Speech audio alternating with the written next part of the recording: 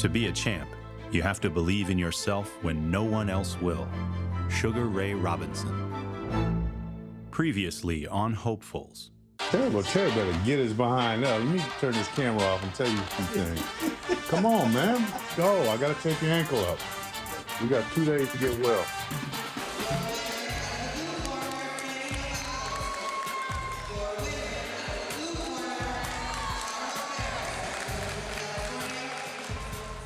Terry's a winner. Terry has been a winner since he started this. You could tell that he wasn't okay with being the two champs and Terry, you know. But he worked hard and he worked hard and he keeps working hard today.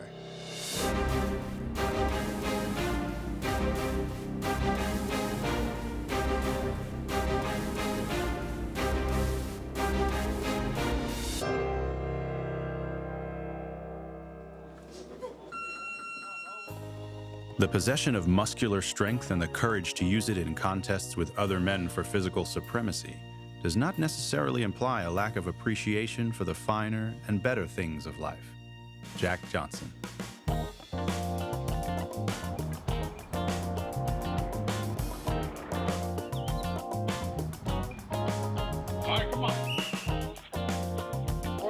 For an underfunded program in a challenged city, the basics are hard to come by. But things have been looking up for the Project Fighting Chance team.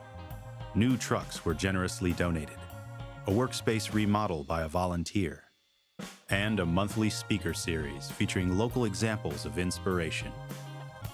We have a great private donor that came through for us. We requested one, ended up with a blessing of two. So, you know, great things come in pairs. Like, I'm not saying this for the cameras or nothing. This is literally gonna make sure some kid is not involved in some kind of activity that he could have been involved in because he was at the boxing gym at that time, you know. So whoever you are, we appreciate it. We thank you, and I guarantee you, we are going to do very, very well with your contribution and support.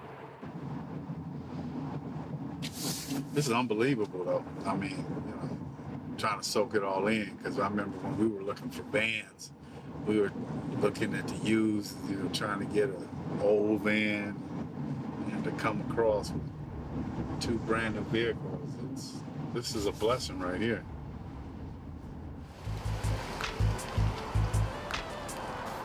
We're in a highly gang active community, the neighborhood that we are in.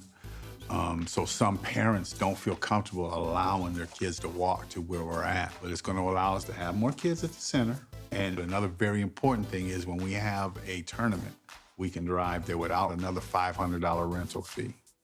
So that's going to help us a lot. So today we have a special treat. We have a gentleman here, a VP of Office of Latin Affairs for Coca-Cola. Grew up in the high desert, so right now I want to go ahead and introduce Peter Villegas. Thank you, Roy. How you guys doing? I don't want you to think, woe is me, I'm from San Bernardino, I'm never going to make it. Get that out of your mind, because you're going to make it. But it's all a mindset. Just like when you step into the ring, you have to have confidence. When you're going to spar, when you're going to box, it's the same thing in life.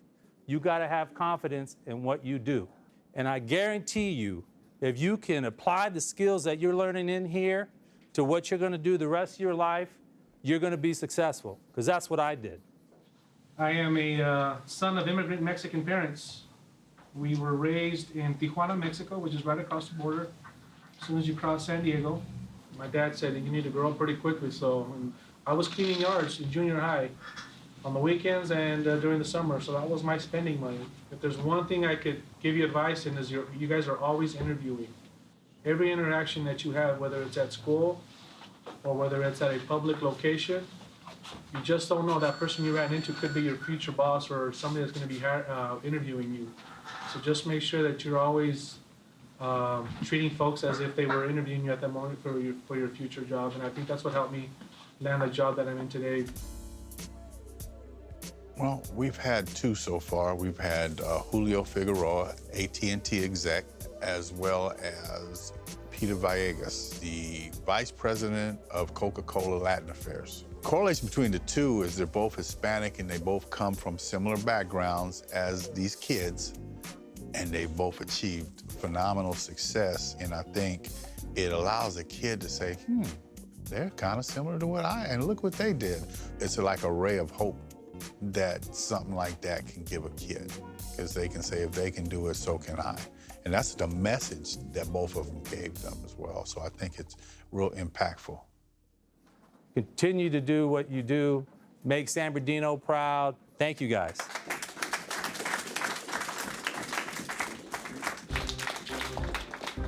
The program is an excellent program. I found out about it through Facebook, actually. And I brought my grandsons here. I have a 4-year-old and an 8-year-old that I brought here. And since I've been coming here, I felt like, maybe I need, a little help out, woman touch. One, I think, of the most important things we do is we feed the kids. When they come in, they get a snack.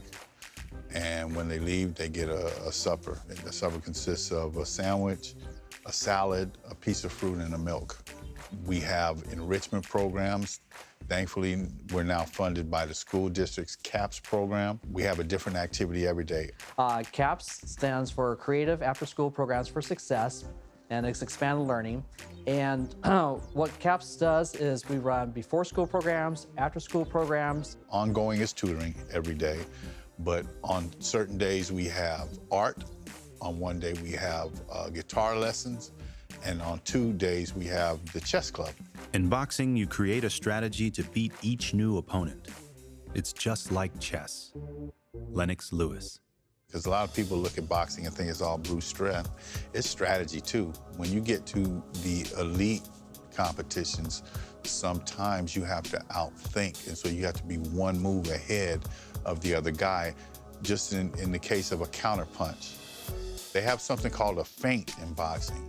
And if you're fighting a counterpuncher who's waiting for you to make a move, you feint, and then you counter his counter. And it's kind of similar to chess. Those are strategy-oriented games. And the thing is what happens, that helps the kids think strategically, right? And so by doing that, that impacts and affects how they think through schoolwork as well. They were all very eager to learn. Kids, they'll try anything.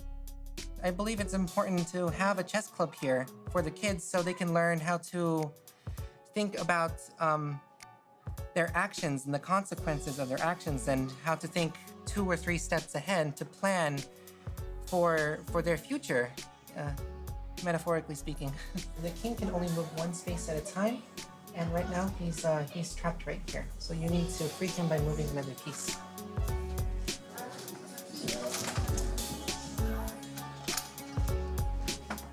You need to keep them within the squares. All these guys are positive, and that's what we try to do, is surround these kids with a bunch of positive mentors that can help them. We have Mateo. Mateo is our beginning boxing coach. He is also a tutor. On the telephone, right? And then we catch it. Hands back, catch it. Right? Keep those feet separated. Ready, go! Nello's been having a little bit of trouble in school. His grades been dropping a little bit. He hasn't been as focused lately. We're planning on picking it up, hitting the books hard, because he knows he's got to stay focused in both boxing and school. One of the subjects that we focus on is math. When it comes to Lolo's work, there's that added pressure just to be able to get his work done in time for those scheduled events that he has to attend, like the tournaments, any boxing shows. They're very patient there here at Fight's program with the tutoring. Mateo does a great job. A equals 9? Oh, yeah, when they say square. Like, oh, okay. Here, can I show you? You know, all right, so let me grab a piece of paper. I'm actually kind of a student myself, so because they teach me just as much as I teach them. Being able to make a connection and being able to practice those skills are like 2 things that I'm very grateful for, But I would definitely be lying if I said it wasn't stressful and it wasn't challenging, It's not like these kids come in and they're just one single issue. They come from environments that are multi-issue, that have a lot of obstacles that are in front of them. So trying to deal with those things, meanwhile, me being a resident in this city, myself dealing with some of those issues, has definitely been a struggle. Cage Your Rage is an anger management program originally for inmates, but it helps people, and it helped me. As I started doing this, I started looking at my life and understanding you're just not disruptive. You're disruptive for a reason. You're not violent. You're violent for a reason. And so it's allowing people to get inside of themselves and find out why they act or react a certain way. And then it gives you the tools, if you're acting in a negative fashion, how not to.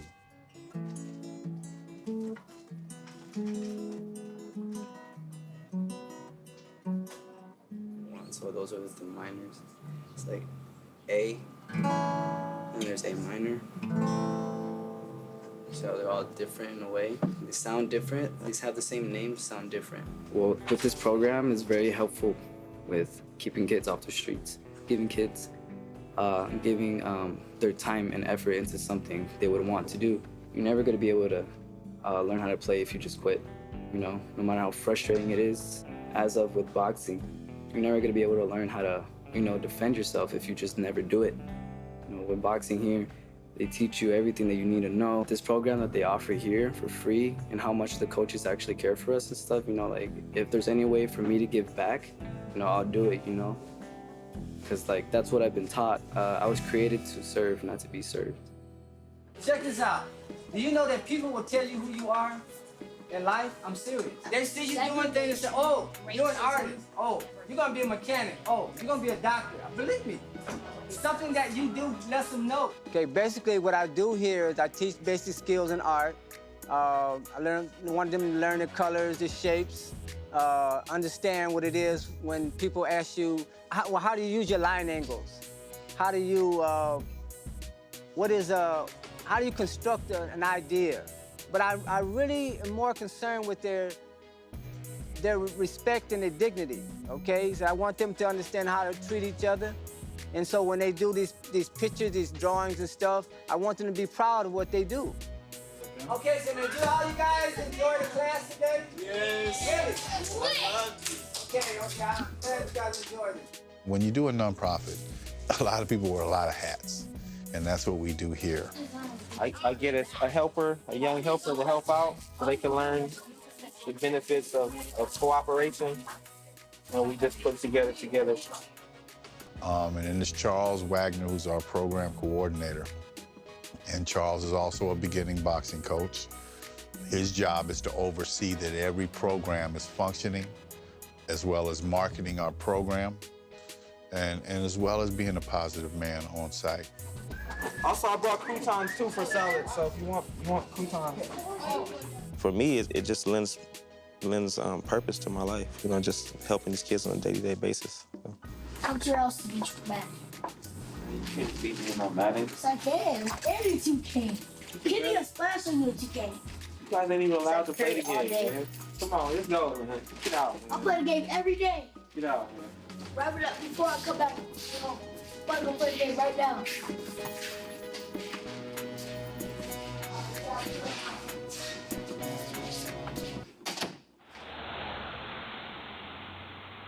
That's something that is needed in our community. There's a lot of cities that don't give free programs, and these kids in this socioeconomic area really need something like this. While artistic appreciation is encouraged at the gym, boxing remains the priority. Inside the ring, Lolo, Terry, and Kenny have been busy training for their upcoming tournament in Utah.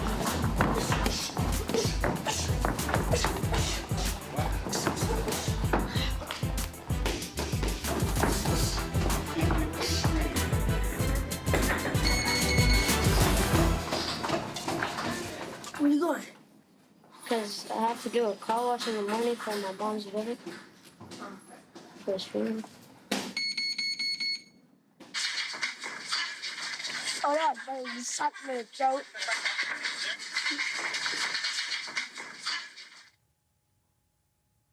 Our work ethic hasn't been like it was for West Virginia. We have a talented group. A lot of times we have overcome in the past. We've been going parading from place to place. The kids have been getting recognized for the Junior Olympics and You know, we need this to prepare us for Salt Lake City, which is a USA Boxing national event. So we're here, you know, the kids are ready, and we'll see. It's day one at the USA Boxing Elite and Youth National Championships, and the stage is being set, literally. I'm excited and I can't fall asleep. I couldn't go to sleep. It's too much going on. He's already the junior Olympic champion. He's just jumped up into another weight division. He's a 14-year-old, you know, 15, 16-year-old division. And that's the one thing about boxing. It's not always the strongest man gonna win. It's the craftiest and the person that executes his game plan that does the best. And he's been doing a good job. But this also gives him an opportunity to be on the U.S. junior national team. They go all over the world. It's a big opportunity for him. You can see what you look like in that awesome outfit, man. USA on the back, flag on the front. That's the international gear right there. In the muscle pose, man. You know, 0.0005 of our boxers ever make it to the Olympics because it only happens once every 4 years. Less than 1% ever turn professional. Floyd Mayweather, a silver medalist, was a USA boxing boxer.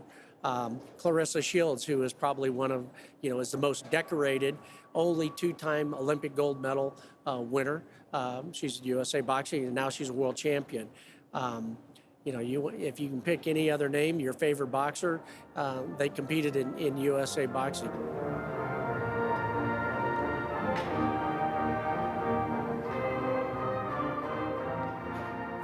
Feeling good, ready. It's pretty big, 4 rings. It's more pressure. I feel really great. I get to let my expressions out when I get to fight. Yeah, I know I'm ring 4, but I don't know which way they're doing it. I don't know if it's going 1, 2, 3, 4, but I think it's that one way over there. Hopefully I take a win. I was ready to fight in Arizona, but no one showed up. Out of the blue corner, Kenny Lobato.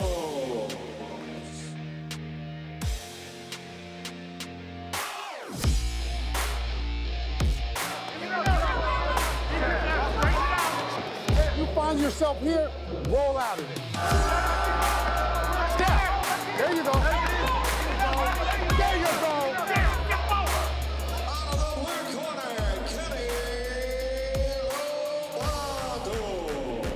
Representing the red corner from San Bernardino, California, Terry Washington.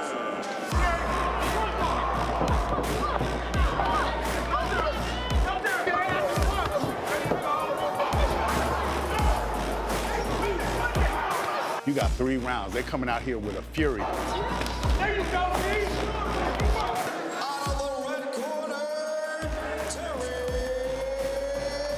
Washington.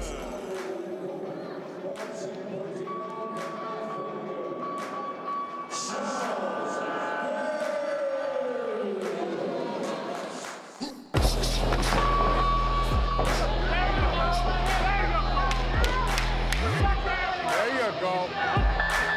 Double jab, step, both times, and shoot the right hand.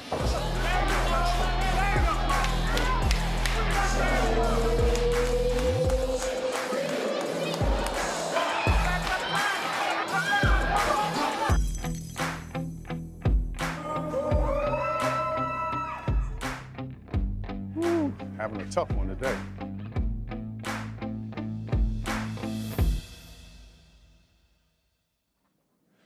You win some sometimes that you're supposed to lose, and you lose some you're supposed to win. So what I did yesterday is I took them all back to the hotel, and I just told them how proud I am of them, you know. And, you know, sometimes I get emotional thinking about everything I put into these kids, you know, knowing the effort that they put in. You know, we live to fight another day. We're gonna come back to the gym. We know what we work on. The one thing about a loss, you know what you need to work on. You know, sometimes when you win, you get a false sense of where you are. This is a process. I'm trying to make future Olympians. Much like Project Fighting Chance, youth from across the nation have traveled with their family in tow. This fighter comes from a long line of boxers. If you don't work hard, then how could you win? Like, you have to show that that what you've been learning. We're picking up from my dad's shoes and where he left off, and hopefully we could turn pro. When you're here in the national level, it's like you might lose one, but you might win one, but you know what it takes and the obstacles that it takes to get you to where you gotta go. You know, development, you might lose one, but you get better. What about if you lose right now and you come back and make the Olympics? We had one do that. So, you know, you might lose right here, but you never, the Olympians coming out of here. Keep an eye out for us. You know, I was coaching my son first, but like Ian said, it's different with the son, father, you know what I mean, in the corner. And we tried Ian for a while, and I even tried other gyms after Ian for a little bit, you know, but my son, he, as you see, he's quiet, and he will speak up when he feels something, you know, and he did tell me, he said, Dad, you need to go back there with Ian. Ian took to him, and when I told Ian, I said, Ian, I'm off. I'm no more coaching. This is your fighter. You're the Phil Jackson behind us now. And this will be his 12th fight with Lolo. 12-0. 12-0. This is the beginning, second day of the tournament. We already got 2 guys out. We got 1 guy left. It's Lolo. We got to ride Lolo home, you know. And so Lolo just started winning. Boom, boom, boom. And we were into the finals. And it was like, they had it nice, like a ballroom setting. And, you know, the beautiful thing about these tournaments, they're live streamed. So people back home are watching like we're on pay-per-view, you know. I think it's ring 2. This is yours, the first one.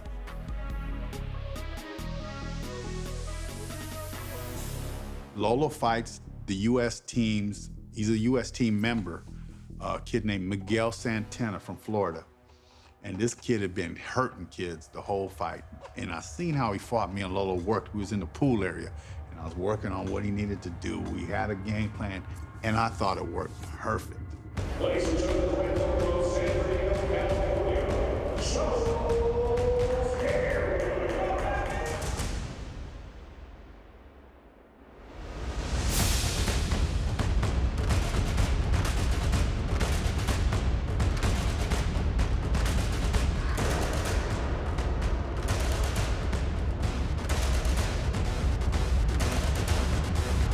There you go. There you go. This is your moment, man. That's what all this work's about. Keep your game plan going. I was about 19 years old. My girl was, at the time, was pregnant with Lolo. And that's the first time I seen Coach. He came in the gym, and he had, I believe it was a son at the time. It was downtown San Bernardino. And they went in the gym, and they were sparring. I never seen kids fight that good, you know. At that time, I said, I pray that my son is great one day, be a great boxer one day. Just off of him. At that time, I realized that my son's gonna be a fighter. This is what you've been working for right here. This is it. One more round, man. Let's do this, all right? There you go. Step around. There you go. There you go. There you go. There you go.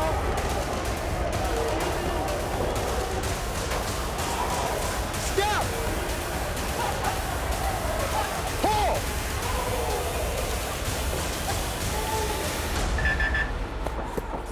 Good job, man. Come on, come on. I won that, Coach. You're a national champion, man. Go bow. Good job. And ring number 1 boy, your winner.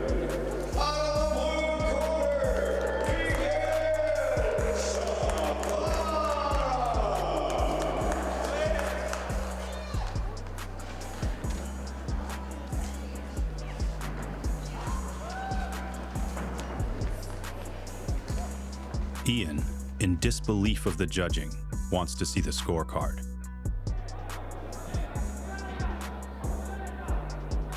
Yeah, ring 1. He got him frustrated and everything. It worked. Everything worked. 3-2. 3-2. This guy gave this dude all rounds. We lost 3-2.